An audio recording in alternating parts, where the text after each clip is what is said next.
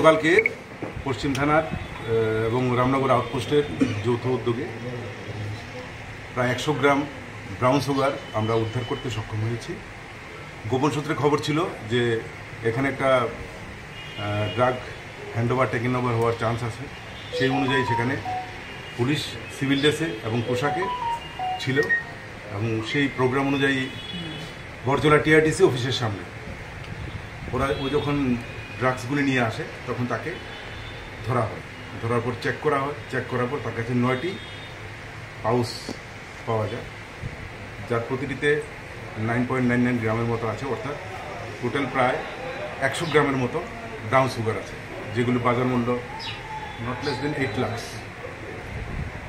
তাকে জিজ্ঞাসাবাদ করার পর তার নাম জানা যায় রাজীব দত্ত, তার বাবার নাম প্রদীপ দত্ত, বাড়ি নতুন কলোনি কমলাশালা।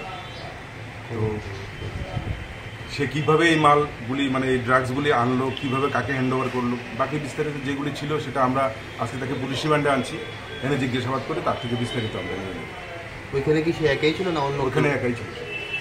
তার সাথে কি আর কেউ জড়িত আছে এরকম? এটা আমরা এখন মানে ইনভেস্টিগেশন এবং ইন্টারোগেশন এই দুটোর মাধ্যমেই পাবো। তার সঙ্গে কি কি পাওয়া যায়? একটি মোবাইল আছে, তার আই কার্ড আছে এবং বাকি ড্রাগস।